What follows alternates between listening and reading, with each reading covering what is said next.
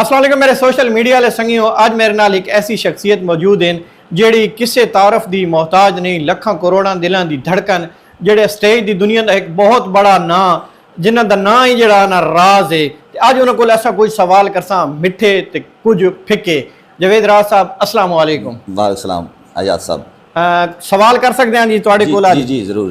अज जवेद राज साहब को पुछते हैं भी शेरो शायरी का शौक इन्हें किन्ने पैदा होया ते इन्हां दा जेड़ा राज तखल्लस है वो इन्हां क्यों रखा, इहदी मेन वजह के वे?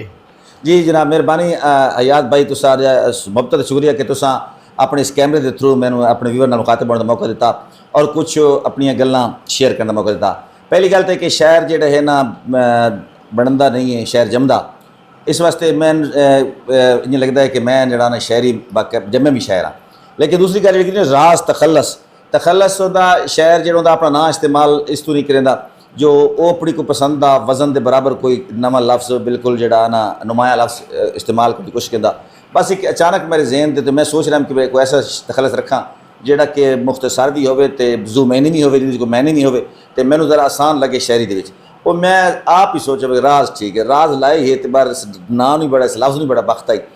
पहले मैं कुछ और लफ्ज़ इस्तेमाल कर रहा हैं जो आम नौजवान इस्तेमाल करते कभी कोई, लेकिन जब राज रखा ना तो वो बहुत ज़्यादा जोड़ा है ना मशहूर हो गया, अच्छा लिखन लगे। वो मेरा राज साहब सब तो ज़्यादा तुहाडा फेवरेट शेर केड़ा जिहदी वजह तो तुहानू बहुत इज्जत मिली हुए, बहुत लोगों के दिल जड़ा ना हिथे बन के लगे हुए तुहाडा शेर, वो शेर सन सुनाओ भाईजान। जड़ा है ना शेर के बारे आते हैं कि ये शायर दे पुत्र होंगे तो कभी कोई ये सवाल बड़ा मुश्किल होता कि तेन पुत्र केड़ा पसंद है, केड़ा प्यारा, ये तो मुश्किल होता। मैंने तकरीबन जो शेर मैं आप तखलीक कर रहा तो मेरी अपनी तखलीक मैंने सारी पसंद होती है, लेकिन किसी न किसी दौर कोई ना कोई शेर वायरल होता रहा तो वो मतलब है कि मैं यकीन वो शेर ज़्यादा पसंद आ गया जिसनों आवाम ने पसंद करता है। जिन्होंने लोगों वास्ते मैं लिखिया ही अगर वो शेर उन्होंने लोगों पसंद कर लिया तो मैं पसंद वाकई ज़्यादा आ गया।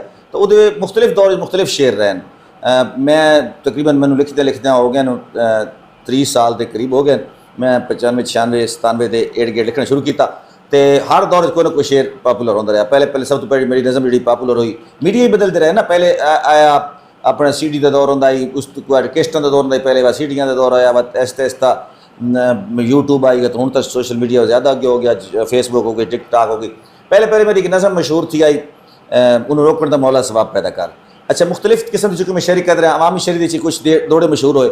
उस तो बाद आगे मजहबी शेरी जिस वक्त मैं शुरू की तो मैंने इस गल से बड़ा यानी कि फखर है कि मेरा एक नातिया शेर पाकिस्तान के हर नात खान पढ़िया कि मैं पुछा ईद चंद को किसी तैन भी ईद कराई है, खालिद हसनैन पढ़िया, उस तो बाद पाकिस्तान के हर नात खान पढ़िया। इस अलावा मज़ामती अदब जो है ना, इनकलाबी अदब जो है वो मेरा ज़्यादा मशहूर होता रहा। लाल मस्जिद तो लैके आज तक तकरीबन हर दौर कोई ना कोई शेर मशहूर होता रहा।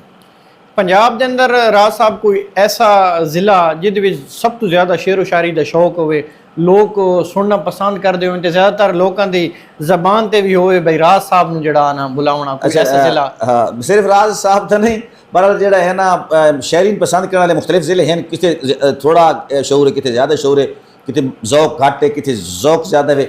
लेकिन इस वक्त खैर दौड़े मरूज है सोशल मीडिया की वजह तो पाकिस्तान के हर हिस्से दौड़ा सुने मैं पंजाबी जबान का बड़ा सराइकी जबान का बहुत ज़्यादा इमेज है सुने में दी।